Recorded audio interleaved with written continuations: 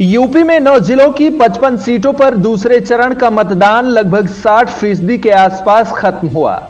तो राजनीतिक दलों का सियासी बेड़ा अब तीसरे चरण की ओर कूच कर रहा है, जहां तीसरे चरण में बुंदेलखंड के 16 जिलों के 59 सीटों पर मतदान 20 फरवरी को किया जाएगा।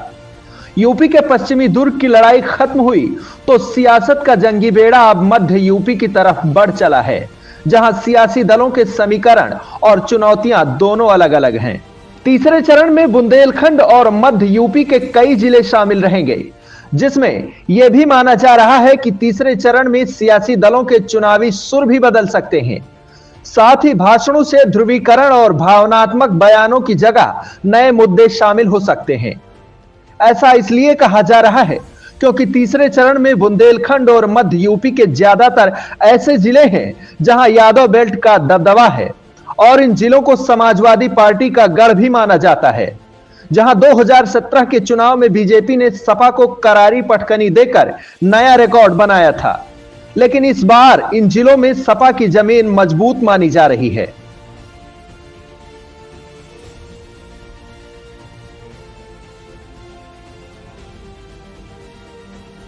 इन सब की झलक देखने को मिली दूसरे चरण के मतदान के दिन, जब तीसरे चरण के लिए प्रचार कर रही बीजेपी के शीर्ष नेतृत्व ने विकास का वादा किया, तो वहीं विपक्षी दल पर आपराधिक आरोप भी लगाया। याद करिए, सपा की सरकार के समय बाजारों में बम चलते थे, व्यापारियों का अपहरण होता था, बेटियां स्कूल नहीं जा पाती थी, छोटी छोटी बातों को लेकर के कर्फ्यू लगता था, दंगे होते थे। अब भी कर्फ्यू लगता है क्या? अब भी बमबाजी कहीं होती है क्या? होगा भी नहीं। अब तो कर्फ्यू नहीं, कावड़ यात्रा निकलती है, कावड़ यात्रा,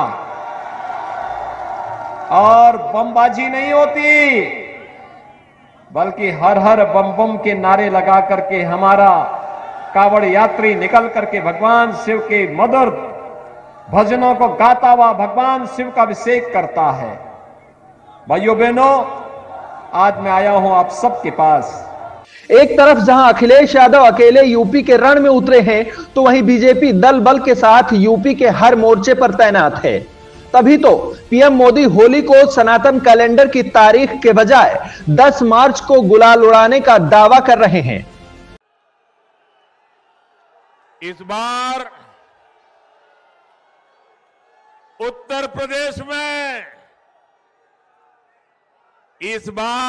प्रदेश में रंगों वाली होली 10 दिन पहले ही मनाई जाएगी।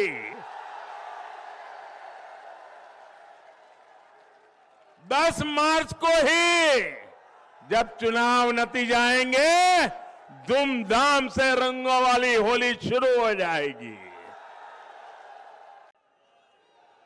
हर बार ये लोग चुनाव में आते हैं तो नया पार्टनर लेकर के आते हैं, नया साथी लेकर के आते हैं,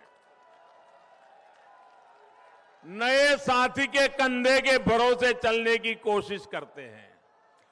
आप लोग ऐसा लोगों पर विश्वास करेंगे कि जो हर चुनाव में जिस साथी को लाते हैं उसको भी धक्का मार करके निकाल देते हैं, दूसरे चुनाव में दूसरा साथी लाते हैं, तीसरे चुनाव में तीसरा साथी लाते हैं।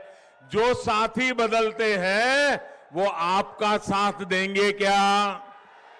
वो आपका साथ देंगे क्या?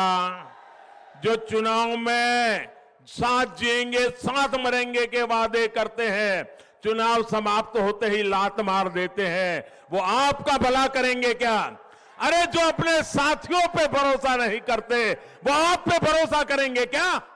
हालांकि सपा प्रमुख अखिलेश यादव के चुनावी भाषणों में कुछ बातें वैसी ही रहती हैं जो कि अक्सर अपने प्रेस कॉन्फ्रेंस में कहते रहते हैं, लेकिन हमीरपुर की रैली के मंच से अखिलेश यादव ने धार्मिक और भावनात्मक शब्दों के बजाय रोजगार और विकास की बात की।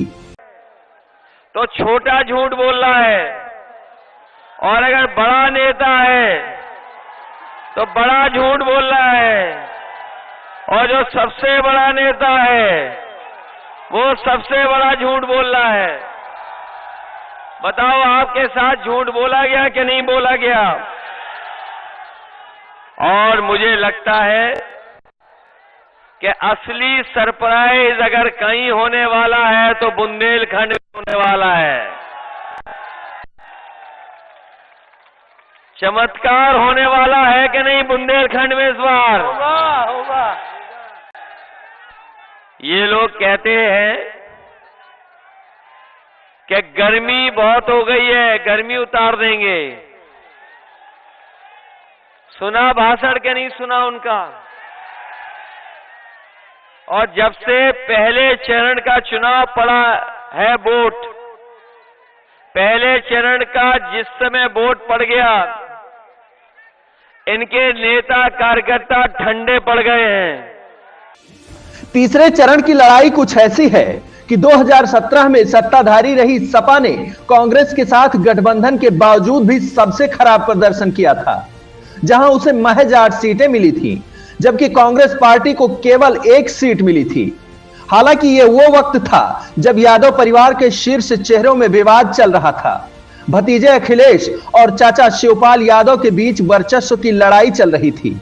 नतीजा यह हुआ कि एटा, कन्नौज, मैनपुरी और इटावा जैसे जिलों में भी सपा को करारी हार का मुंह देखना पड़ा, जबकि 2012 में इन जिलों में उसने विरोधियों का सोपड़ा साफ किया था। 2012 चुनाव के तीसरे चरण में सपा को 37 सीटें मिली थीं, लेकिन 2017 में मोदी नाम के तूफान के आगे सपा का टेंट उखड़ गया, जहां बीजेपी ने 49 सीटें जीतकर एक नया रिकॉर्ड बनाया, क्योंकि पिछले 3 दशक में किसी भी पार्टी के लिए इस चरण में यह सबसे बड़ी जीत थी। अब देखना दिलचस्प होगा कि 2022 के रण में, तीसरे चरण में और सपा के गढ़ में जनता इस बार किसको अपना फेवरेट मानती है। Bureau report, daily insider. UP और देश दुनिया की तमाम ताजा तरीन खबरों के लिए आज ही गूगल प्ले स्टोर से इंस्टॉल करें हमारा तेजी से उभरता न्यूज ऐप डेली इंसाइडर।